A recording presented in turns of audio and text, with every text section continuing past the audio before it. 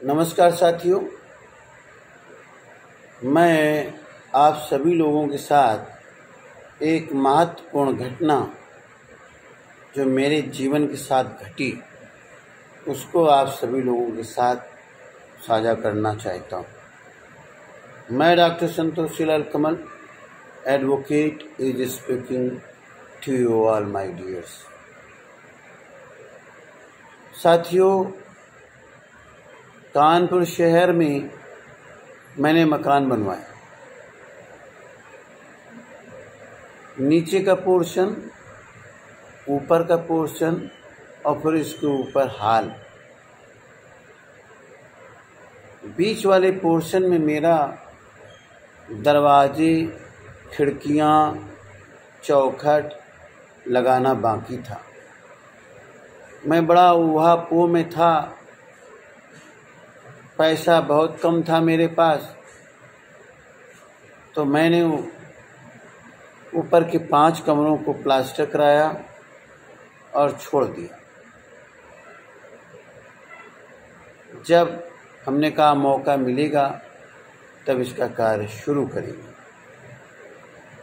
चूँकि नीचे का मैंने कार्य कराया था और नीचे के चौखट, दरवाजे, खिड़कियां सब लोहे के लगवाए थे।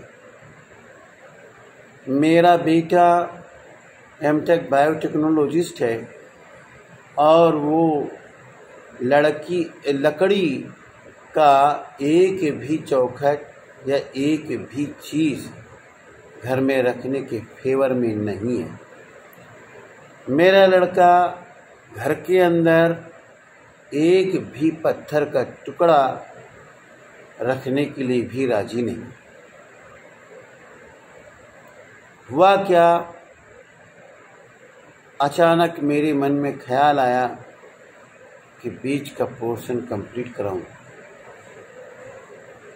इसके लिए हम और मिसेस दोनों परामर्श किए और लकड़ी का कार्य करने वाले श्री अरविंद शर्मा जी से मेरी मुलाकात हुई। तो उनको मैंने आके दिखाया तो उन्होंने कहा चौखट 5 चौखट लगेंगे। मलेशिया 2 के चौखट लगेंगे। मेरी लगवाई 14,000 होंगी चौखट लगाने की और लगभग यही 15-16 हज़ार की लकड़ी आ जाएगी।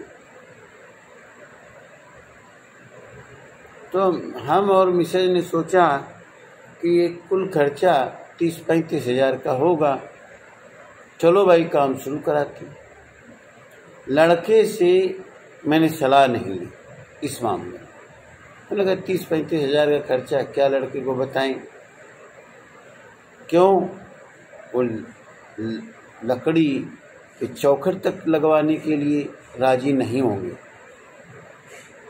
तो हम दोनों ने सोचा कि चलो काम करा लें। लकड़ी का काम शुरू हुआ। साथियों, फजलगंज के वुडन स्टोर पमनानी एक हैं सज्जन, सिंधी परिवार है, उनके यहाँ से मलेशिया 2 की लकड़ी सेलेक्ट की गई और उसमें चौखट बनाई गई। बिल वहाँ मैंने पेमेंट किया 75,000, जिसमें कि चौखट थे और 5 पल्ले थे, सनमाइका थी और फेविकोल था, ये सब चीज़ें थी। 75,000 का जब वहाँ पहुँचा तो देना पड़ा। उसके बाद कार्य शुरू हुआ। चौखट बनी, चौखट बन गए तो 14,000 भुगतान कर दिया। फिर इसके बाद चौखट लगाने की बारी आई। दरवाज़ों में हुक का सामान, दरवाज़ों की होल फांस लाए गए। होल फांस लाने के बाद फिर दीवारें कटी, फिर उसमें होल फांस जाम किए गए और इसके लिए मैंने 7,000 रुपये मैंने जो होल फांस सही जाम करनी, 5 चौखट जाम किए गए, उनको दिए। अब क्या किया जाए, चौखट लग गए। बीच बीच में और कुछ सामान आता रहा जिसका तो कोई मेरे पास हिसाब नहीं। 75,000 उधर। अब ये हुआ कि खिड़कियां लगी, डबल पल्ले लगी, एक पल्ला तो आ गया था, दूसरा जाली का पल्ला लगी और खिड़कियां पल्ले सागौन की लगी। तो भाई साहब हमको फिर अरविंद विश्वकर्मा जी, ये पुलिस चुंगी है कल्याणपुर चुंगी, वहाँ एक सरदार जी की दुकान है, वहाँ पर खिड़कियाँ पल्ले 2 जाली के और एक शीशे के पल्ले की लकड़ी ली गई और वहाँ मैंने 75,000 पेमेंट की।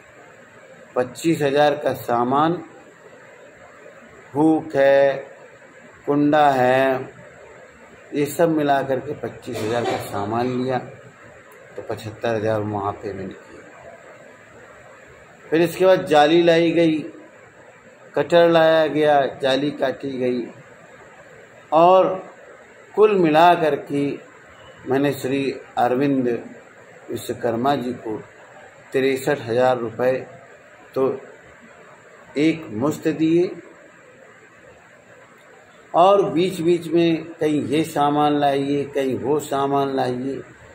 मैं इतना परेशान हो गया कि हद से बाहर। आज करीब 20 दिन हो गए हैं और उस सदमे से आज भी मैं नहीं निकल पा रहा हूँ। अब दरवाजे लग गए हैं, चौखट लग गए हैं, जाली लग गई हैं, अब शीशे के पल्ले लगाना बाकी है। अब कहते हैं कि खिड़की में पहले प्राइमर लगेगा, इसके बाद पॉलिश लगेगी और इसका खर्चा लगभग 30,000 रुपये लगेगा। तो साथियों, ये खर्चा यदि हम 30,000 छोड़ दें, अभी नहीं किया, अभी पल्ले शीशे के नहीं लगवाए हैं, तो अभी मुझे लगभग 2.5 लाख रुपए इन 5 चौखट लगवाने में, लकड़ी के पल्ले और खिड़की लगवाने में लगा। इसलिए मेरे शुभचिंतकों, मेरे साथियों, मेरे सज्जनों, कभी भी मेरा बच्चा, मैंने बाद में बताया अपने लड़के को, तो कहा पापा आप कितनी हर काम में सलाह लेते हैं, इस कार्य में सलाह क्यों नहीं ली?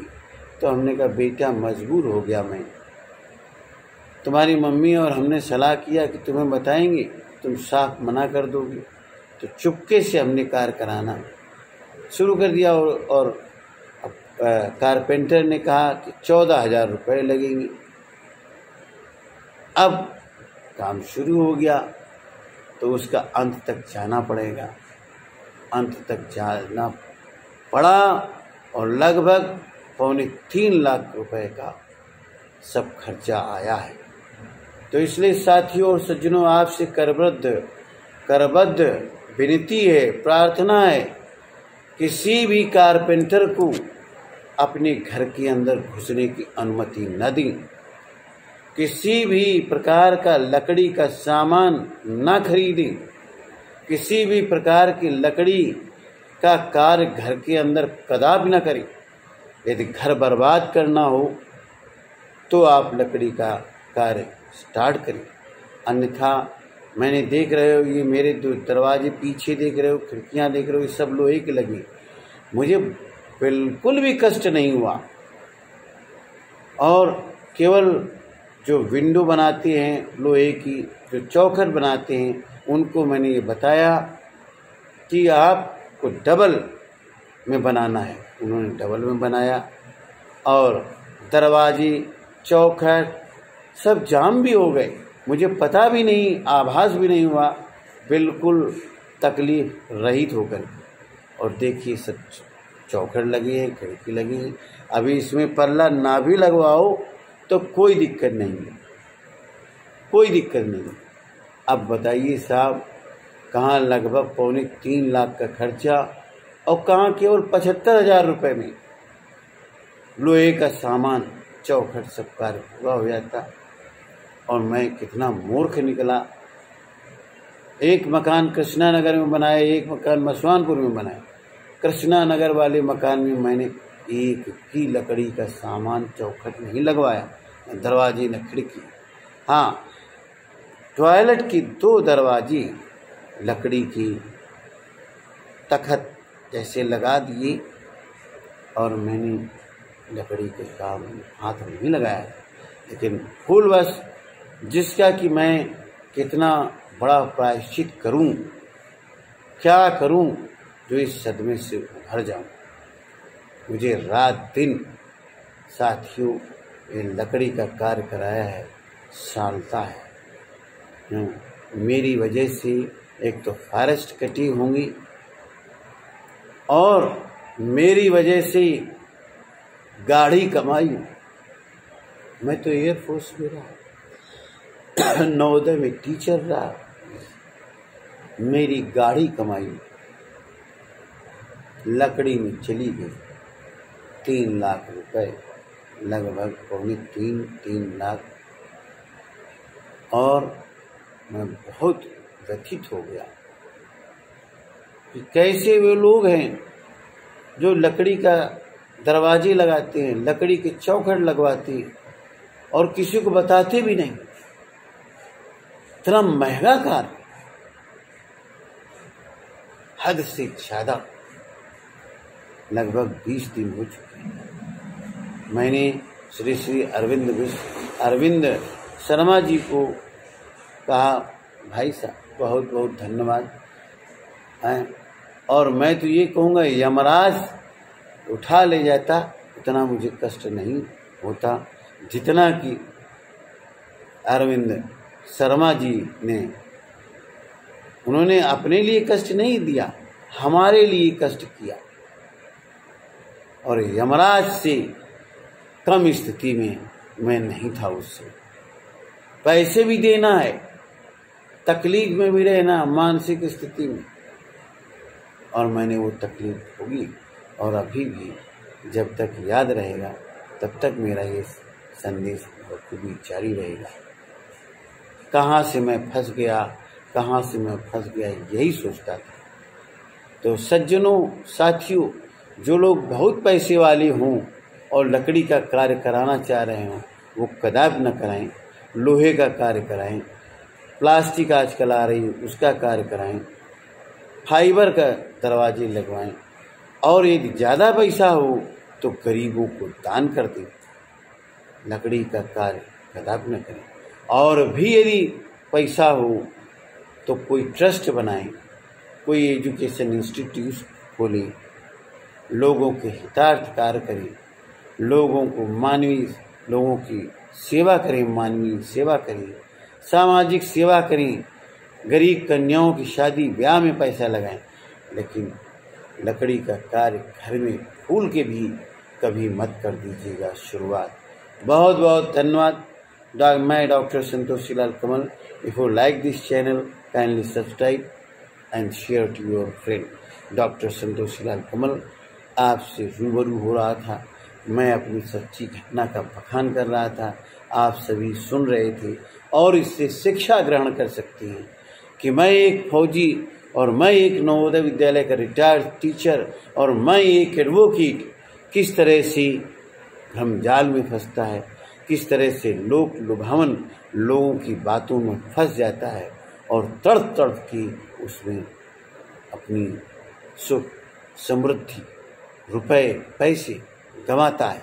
आज मैं ऊपर जाता हूँ, दरवाजे देखता हूँ, ये दरवाजे लगे लकड़ी की, अभी उसमें प्राइमर पॉलिश बाकी है, अभी उसमें ग्लास लगाना बाकी है। क्या वजह थी इन सब चीज़ों की? इसी तरह से पत्थर का कार्य। साथियों, आपके पास रुपए होते तो पत्थर खरीदते, रुपए होते तो सामाजिक कार्य कीजिए, अपने बच्चों को लंदन पढ़ाने भेजिए, ऑक्सफोर्ड में पढ़ाइए, कि पत्थर घर में लगाते। अजीब बात है। मानता हूं सीमेंट लगाइए, मोरंग लगाइए, पीओपी लगाइए, आप पुट्टी लगाइए, सफेदी कर देते। पत्थर लगाते करके दिमाग में पत्थर पड़ते तो वो लोग पत्थर खरीद के घरों में पत्थर लगाते और फिसल जाते हैं, हॉस्पिटल में भर्ती रहती, पत्थर की घिसाई भी करते तब जमा करते। तो साथियों, मैं समझता हूँ कि भारतवर्ष में और समाज के अंदर ऐसी क्या विडंबना है जो घरों के अंदर पत्थर लगवाते हैं, घरों के अंदर लकड़ी का कार्य करवाते हैं।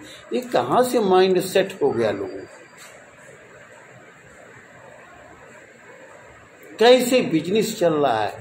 पत्थर लोग खरीद रहे, चलो गड्ढा हो, मिट्टी उसमें भरे, मिट्टी खरीदे, चलो मोरंग से सीमेंट से जुड़ाई होती, ईंटें खरीदे, मानता हूं, सरिया खरीदें क्योंकि छत डालो, ये पत्थर खरीदने का कौन सा? मार्बल। तो साथियों, गंभीर चिंतन करना होगा कि हम अपनी गाढ़ी कमाई पत्थरों में लगाएं क्या? लकड़ी के काम में लगाएं क्या? पेड़ लगाने में क्यों नहीं लगाती? सिंपल फर्श बनाने में क्यों नहीं लगाती? अपने बाल बच्चों की पढ़ाई में क्यों नहीं लगाती? हम बच्चों के भविष्य संवारने में क्यों नहीं लगाती? समाज के भविष्य का सुधार करने में क्यों नहीं लगाती? लोगों की भलाई करने में क्यों नहीं लगाती? तो ये सब चीजें चिंतन करना होगा, समाज हित में, देश हित में, और सोच समझ के चलना होगा। आप श्रीलंका की आर्थिक स्थिति देख रहे हैं, पाकिस्तान की आर्थिक स्थिति देख रहे हैं, विश्व की परिप्रेक्ष्य में आर्थिक स्थिति देख रहे हैं, तो आप अपनी जो कार्यशैली है, माइंड सेट है, बदलें। कोरोना काल में बहुत चीज़ें बदल गई, आप भी बदलिए और माइंड सेट बदलिए। शादी ब्याह में अनावश्यक खर्चे सब बंद कर दीजिए और केवल एक सीधा साधा जीवन जीने का माइंड सेट बनाइए। योग्य से योग्यतम ब्रेन वाला बनाइए, जैसा कि मेरा बेटा एमटेक बायोटेक्नोलॉजिस्ट है, योग्य से योग्यतम qualified food safety officer Uttar Pradesh सरकार, बहुत कम से कम में गुजारा करता है। नौकरी लगी तो केवल सित्तू पे गुजारा करता है, थोड़ा सा प्रकृति से लीता है, साग भाजी खाता है, हाँ, ककड़ी खरबूजे खाता है, pure vegetarian. We should explore very less from the nature. Thank you very much for the great thinking, for the useful thinking of mine. Please, if you like my thinking, follow it for your prosperity, nation's property. Your happiness is nation happiness. Once you are happy, nation India is happy. Live in communal harmony. Thank you, everybody.